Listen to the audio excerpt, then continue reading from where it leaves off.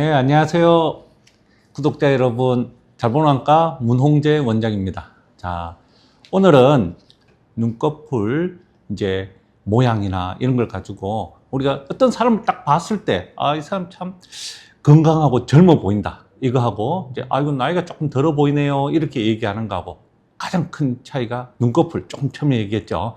눈꺼풀이 얼마나 탱탱한가, 또 부드러운가, 이런 모양이 날렵하게 보이는가, 이게 따라서 많이 달라 보일 수 있습니다. 그래서 이 눈꺼풀을 나이가 들수록 이제 변화가 많이 오죠. 그래서 그거를 좀 더 건강하게 아니면 젊어 보이게 이렇게 할 수 있는 방법이 뭘까 같이 고민해 보려고 오늘 이 자리를 마련했습니다.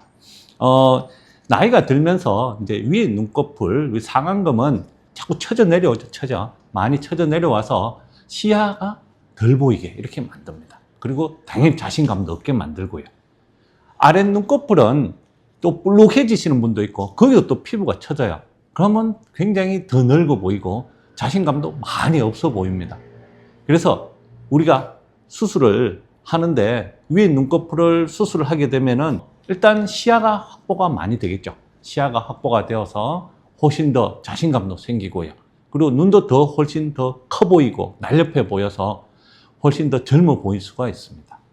그리고 아랫 눈꺼풀은 볼록하다든지 처진 거 이런 것들을 좀 더 팽팽하게 만들므로써 훨씬 더 젊어 보일 수 있겠죠. 그건 당연한 얘기겠죠. 근데 이런 수술을 성형외과에서도 하죠. 성형외과에서 했을 때 하고 안과에서 했을 때 하고 여러 분들이 이제 고민을 하세요. 제일 편하게 생각하는 게 성형외과 가면은 좀 더 예쁘게 잘 할 거라고 생각하고 안과에서는 저렴한 맛에 보험도 되니까 그냥 그렇게 한번 해보겠다 이렇게 생각을 많이 합니다. 물론 그렇게 생각하실 수도 있는데 안과에서도 성형 파트를 위주로 하는 성형안과 파트가 있어요. 그쪽에 있는 선생님들은 성형외과 선생님 못지않게 눈 주변의 수술을 잘 하십니다. 성형외과 선생님만큼 하고 똑같을 수도 있고 조금 차이가 날 수도 있는데 가장 큰 차이는 안과 선생님은 외모만 보는 게 아니고 눈의 기능을 같이 보는 거예요. 눈을 어떻게 감길 것인가, 건조증이 생길 것인가, 다른 문제가 생기는가, 이런 걸 같이 함께 볼 수 있다는 거죠. 그러면서 그 기능을 다시 회복할 수 있도록 도움을 주고, 그리고 수술하고 난 다음에 생길 수 있는 여러 가지 눈의 부작용도 생길 수 있거든요. 물론 외적인 거 이런 게 예뻐지고 젊어지고 하는 것도 중요하지만 여러 가지 부작용도 많이 생길 수도 있어요. 눈이 많이 붓는다든지, 눈이 많이 띄어서 눈이 잘 안 감긴다든지, 아니면 눈이 건조증이 생긴다든지, 흰 동자가 많이 붙는다든지, 아니면 아래쪽 눈꺼풀 같은 게 뒤집어진다든지 여러 가지 부작용이 생길 수 있습니다. 성형안과에서 수술을 했을 때는 그런 부작용을 미리 생각하고 또 그런 게 생기지 않도록, 물론 생길 수도 있겠지만 생겼어도 빨리 충분히 고칠 수 있고, 그리고 생기지 않도록 그 기능적인 면을 충분히 고려해서 수술을 한다는 겁니다.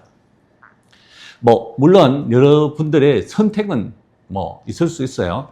안과 선생님이 하느냐, 성형외과 선생님이 하느냐. 성형외과 선생님이 못한다는 얘기가 아닙니다, 절대. 안과 선생님이 했을 때도 충분히 비슷한 결과를 얻을 수 있고, 또 눈에 대해서 보니까 더 많은 눈에 대한 부작용이라든지 눈의 기능적인 측면을 훨씬 더 꼼꼼하게 잘 봐줄 수 있다는 겁니다. 그래서 우리가 안과에서 해야 될 제일 중요한, 그리고 특히 나이가 드신 분들, 젊은 사람도 할 수도 있지만 그 눈을 기능을 회복을 시키고, 그리고 좀 더 예뻐 보여야겠죠. 미용 효과도 같이 나고, 그리고 그 미용 효과가 같이 나면 자신감도 상승할 수 있습니다. 그래서 어떤 눈꺼풀이 처졌다든지 눈 모양이 자신감이 떨어진다 했을 때 당연히 성형외과도 좋은 판단입니다.